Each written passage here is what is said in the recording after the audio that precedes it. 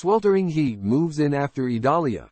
Crews focus on power restoration in hurricane-hit Florida communities. Perry. As many communities along Florida's west coast face oppressive heat Friday without air conditioning or electricity, crews are racing to restore power to tens of thousands in the aftermath of Hurricane Idalia.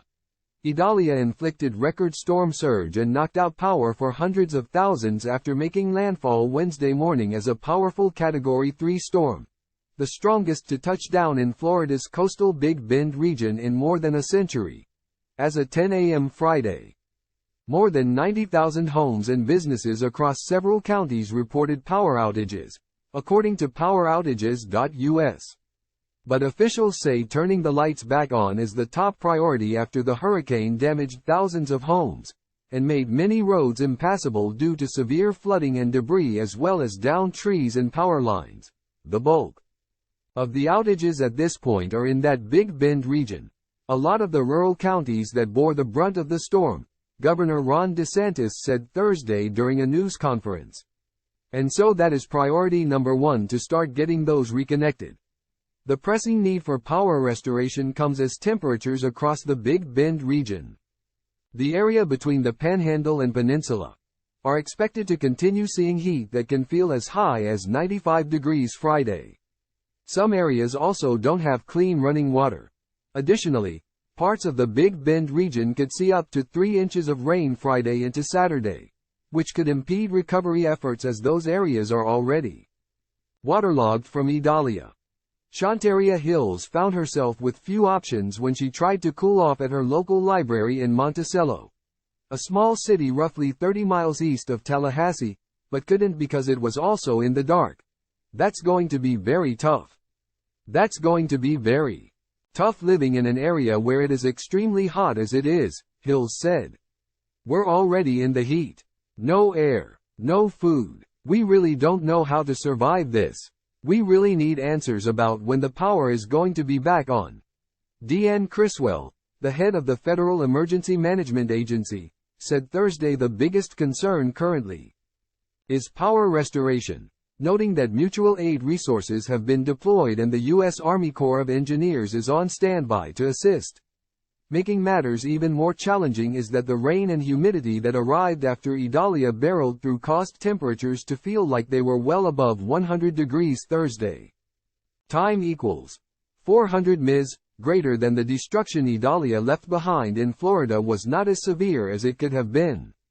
Still, the ferocious storm flooded thousands of homes while ripping off roofs and dumping waist-deep water amounts onto many roads.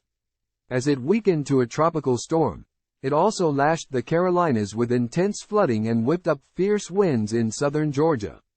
Residents express relief as cleanup begins as of late Thursday.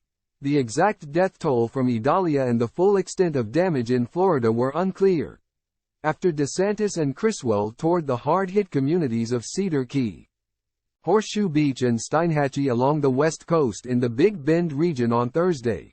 They said they'd witnessed significant flood damage. Some residents said they were relieved Idalia's aftermath wasn't as bad as they anticipated.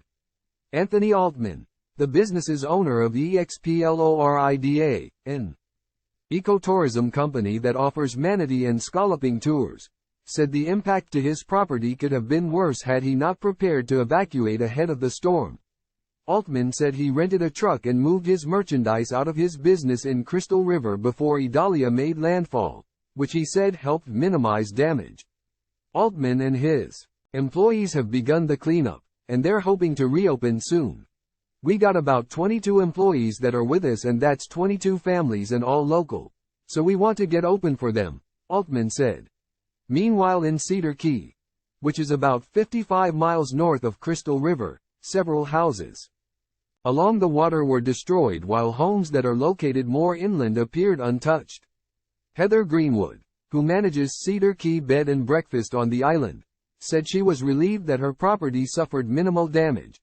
Look at what is positive about it all. I mean, our house is still standing. Some are not, Greenwood said, noting there was no loss of life in her community, but deaths have been reported elsewhere. 2 men were killed in separate weather-related crashes Wednesday morning as Idalia barreled across Florida, said Florida Highway Patrol Sergeant Steve Gaskins. On Thursday, DeSantis said, "So far, there's been one confirmed fatality, and that was a traffic fatality in Alachua County.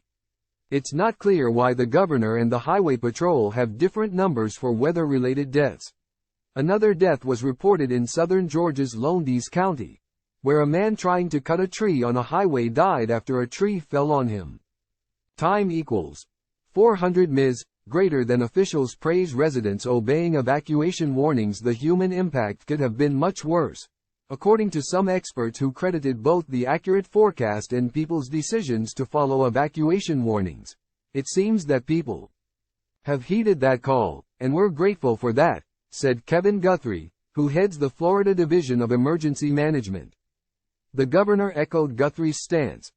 "I think those officials in those really hard-hit counties did a good job. I think citizens responded very appropriately," DeSantis said Thursday. Time equals 400 ms. Greater than. DeSantis also credited the accuracy of Idalia's forecast. The National Hurricane Center issued its first Idalia forecast last Saturday, back when the storm was near Cozumel, Mexico, and projected a U.S. landfall within 10 miles of where it actually struck 5 days later, near Keaton Beach, Florida. And by then, at least 28 Florida counties had issued evacuation orders. These forecasts were pretty doggone accurate, particularly compared to what happened with Hurricane Ian, where we went in a matter of 48 hours to potentially having a Big Bend impact, then all of a sudden migrating all the way down to southwest Florida," DeSantis said Thursday. The low death toll was probably something that most people would not have bet on 4 or 5 days ago, knowing how strong the storm was going to get, DeSantis said. "So, my hat's off to the people on the ground there who did a good job.